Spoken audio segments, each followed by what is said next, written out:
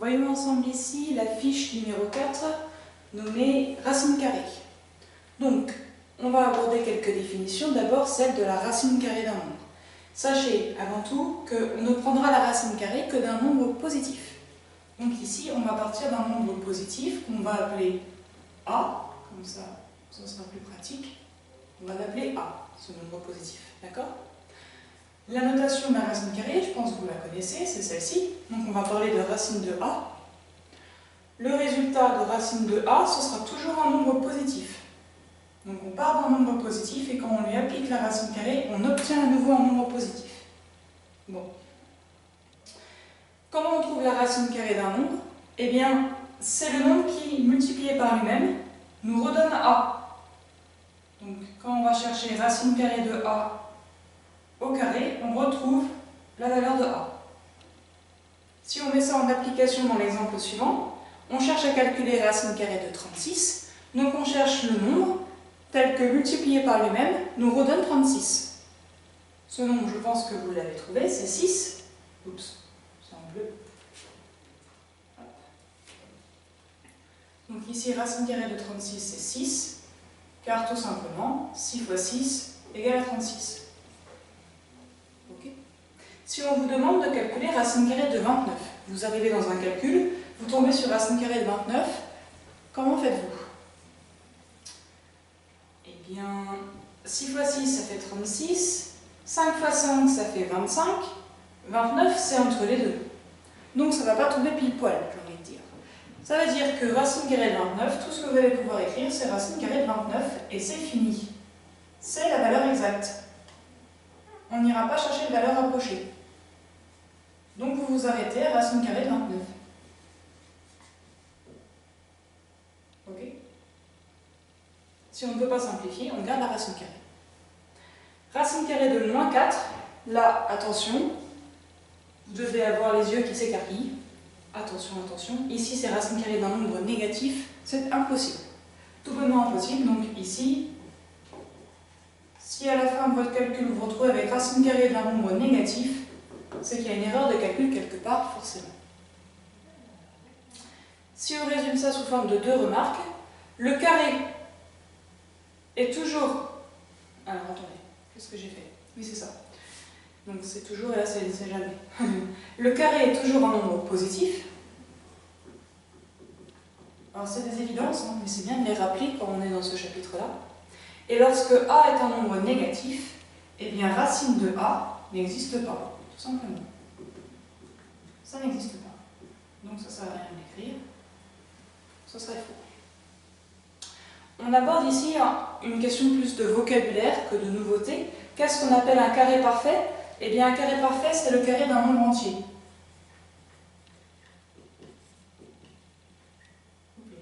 D'un nombre entier.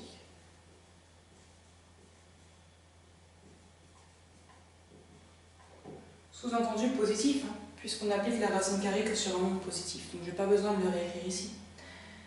Un carré parfait, ce serait par exemple 16. Parce que 16, c'est 4 fois 4. Okay, c'est le carré du nombre 4. Dans le document de cours, ensuite, je vous demande de citer les 14 premiers carrés parfaits. Commencer par le tout premier, c'est 0. Parce que 0 fois 0, ça fait 0. Voilà le premier. Le suivant, ce sera 1, parce que 1 fois 1, ça fait 1. Bon. Le suivant, ce sera 4, parce que 2 fois 2, c'est 4. Et ainsi de suite. Le quatrième, ce sera 9, parce que 3 fois 3, 9. Le cinquième, ça fera 16, parce que 4 fois 4, 16. Et vous continuez comme ça, votre multiplication. Il faut trouver les 14 premiers carrés parfaits et les apprendre par cœur. Ça doit être du tac au tac. Okay, vous voyez 64, vous vous dites, ah bah c'est du 8 fois 8, je vais certainement devoir utiliser le carré parfait. Bon, ceci étant dit, je vous laisse les réciter et les apprendre. Je continue un petit peu. Ici, on regarde la racine d'un carré. Donc vous avez un nombre carré, donc vous prenez la racine. Deux possibilités. Soit le nombre, ici A, était positif, donc quand on en prend le carré et qu'on rajoute la racine carrée, ça vient s'annuler et on obtient directement A. Dans le cas où il était positif. Ok? Positif ou égal à 0 d'ailleurs. Si par contre au début était négatif, regardez l'exemple ici. On prend la racine carrée de moins 3 au carré. Faites les choses dans l'ordre. D'abord, on doit appliquer le carré. D'accord? La racine carrée, elle s'applique à tout ça. Là. Donc il faut d'abord commencer par calculer tout ça. Moins 3 au carré, ça fait moins 3 fois moins 3. En termes de signe, ça fait du moins par moins. Moins par moins, rappelez-vous, ça donne plus. Et en termes de valeur, c'est du 3 fois 3. Donc moins 3 fois moins 3, eh bien ça fait 9. Finalement, ici, on nous demande de calculer la racine de 9. Et la racine de 9, 9 c'est un carré parfait. Racine de 9 vaut 3, parce que 3 fois 3, 9. Ça veut dire quoi? Si je résume, la racine carrée d'un nombre carré, ici, quand il est négatif, ça nous donne moins a. Okay. On est parti de moins 3, on a obtenu l'opposé 3. Si vous voulez résumer la règle de calcul, rappelez-vous que la racine carrée de quelque chose doit toujours donner un nombre positif. Si vous obtenez un moins 3 ici, vous devez vous dire que ce n'est pas possible d'obtenir un nombre négatif à la fin avec une racine carrée. Okay. Ici, racine carrée de 1,24 au carré. Ici, il n'y a pas de piège, c'est un nombre positif. Un nombre décimal, certes, mais c'est un nombre positif. J'obtiendrai ici 1,24. D'accord? Je continue ici avec des règles de calcul sur les racines carrées. Il y en a deux à connaître. La première, c'est la suivante. Quand vous avez a fois b sur la racine carrée, vous pouvez décomposer en racine de a fois racine de b. C'est une multiplication. Okay. De même, quand vous avez la racine carrée de a sur b, donc une division, une fraction, vous pouvez les composer en racine de a sur racine de b. Ce sont les deux seules règles de calcul qu'il vous faut savoir. Okay. Et je vais remplir ici tout de suite la petite remarque. Attention, il n'y a pas de règle de calcul sur les sommes.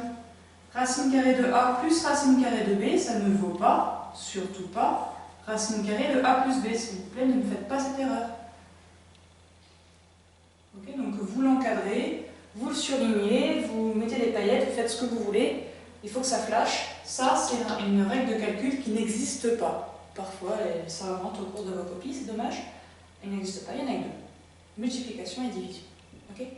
Si on les applique dans les exemples ici, vous avez racine de 5 fois racine de 7. Je vais utiliser la première règle de calcul dans ce sens-là. Ça veut dire que je vais mettre sur la racine carrée toute ma multiplication, 5 fois 7. Ce qui me donne finalement 5 fois 7, 35, racine carrée de 35. C'est quand même plus simple d'avoir racine carrée de 35 que d'avoir ce gros calcul. En dessous, on va appliquer la deuxième règle de calcul dans le sens où on l'a écrit. Racine carrée de 49 sur 64, je peux décomposer un racine carrée de 49 sur racine carrée de 64. Si vous avez été bon dans les carrés parfaits, 49, il vient de 7 fois 7. Donc racine carrée de 49, vous avez dû trouver 7. Et racine carrée de 64, 64 est aussi un carré parfait, 8 fois 8, 64.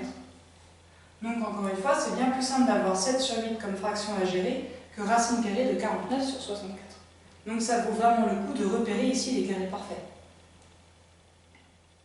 Alors la fausse règle de calcul là, qui n'existe pas, elle va vous aider un petit peu dans l'exemple que j'ai mis en dessous dans votre cours. Je vous laisse l'aborder seul, on verra ensemble ce que ça donne, hein, mais à vous de vous plonger un petit peu pour vous convaincre que ça ne marche pas.